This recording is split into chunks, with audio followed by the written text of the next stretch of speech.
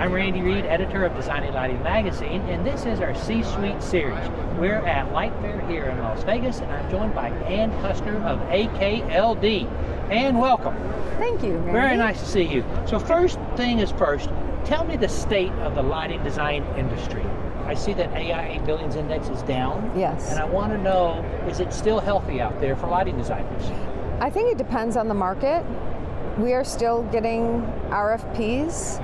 We got a record number of RFPs recently. Good. So I think that depending on the segments of the economy, just like many times, it depends on which industry you're working in. Well, and you're all over. You do a lot of things, including residential. Yes. High-end residential. Yes. And is that market still strong? Or with high mortgage rates, is that slowing down a bit? Our clients tend to be luxury clients. They don't have mortgages. No, they don't. They pay in cash. I love it. Yeah. I love it. Okay, let's talk next about tariffs. Do they affect the lighting design community at all? They do for our projects, and I think that's why a number of our projects are on hold right now, is because people just want to wait for things to settle down before they get pricing, because the pricing's all over the place, and people are anticipating pricing. But what we have found is people anticipate the pricing, the markups are coming, but then the project gets put on hold. What is your opinion of LightFair? Well, LightFair for years has been like the penultimate place to be. I've been attending LightFairs now for over 35 years, so but when it was Light World. Well, and I'm about 32 years, okay. So I'm right there with you. Right, so I have seen them. So this year there's, I won't lie, it's more reduced, and although the learning sessions are been amazing. Right? Yeah. So from that standpoint, that has been what I think, what we would expect from LightFair, and IES curated those. Yes, and they did an amazing job. I think that the show floor, the manufacturers are lacking, and I think it's a learning curve for Messe Frankfurt to come into a new climate, just like I was comparing European manufacturers coming into the US and going, oh my gosh, you go to business differently. And I think it's Messe Frankfurt coming in and going, oh, this is a little different. So I think this is a learning curve for them in a big way. Well, we've talked to them extensively before the show, during the show, and after. They're in it for the long haul. And they are investing, and they tell me, there are always cycles. Trade shows are a cyclical business. What do you think of the Blackout? I love it. Okay. I love it. Okay. Because that's been one of our complaints for years.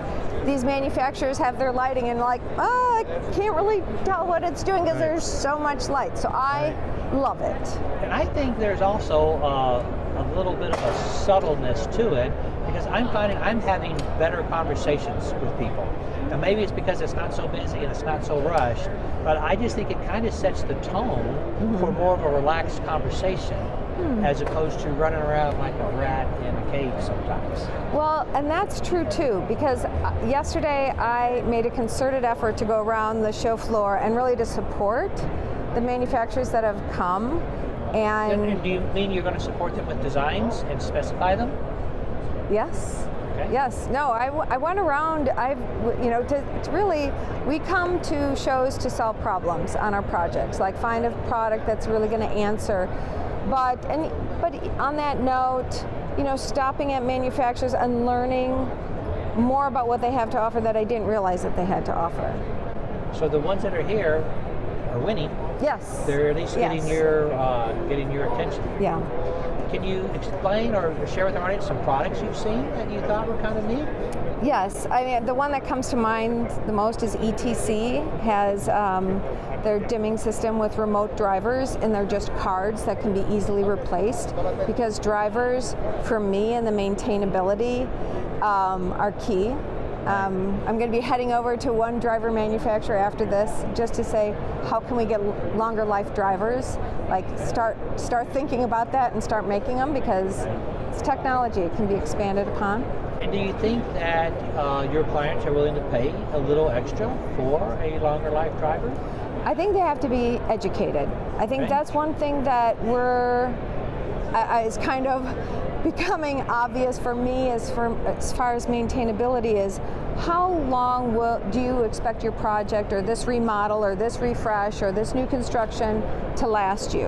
And it's a question we've never really asked. And again, hospitality, retail, they're all going to be a quick turnover, but we work on projects that have much longer life, campuses for corporations, churches that will want to last a 50-year solution because the last time they did anything was 50 years ago. Right. But so you have to get that right.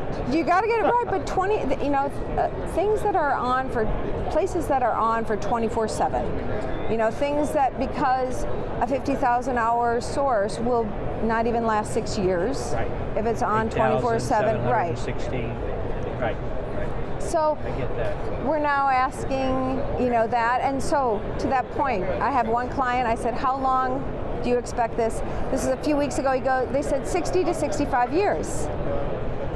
What type of project is this? Okay, this is for a seminary, and the seminary is over 160 years old, and they said we're really bad at maintainability.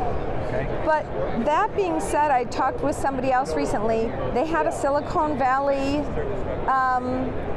client who makes disposable things that we talk on, and they wanted the life of their building to be 60 years. 60 years.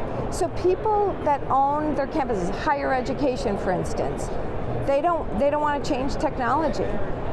So it's starting to ask those things. So what I said to this seminary client, I said, if you want it to last that long, you realize that the fixtures will be more expensive. And they said, we get it, we get it. Good. And I said, for me, I can hold a spec if I can tell, I'd like, yes, this is a little more, but it's going to last, and you won't have to maintain it as often. And that goes a long way. Okay. Well, Anne, it's always a pleasure speaking with you. Thank you for everything you've done for the industry. Oh, you're welcome.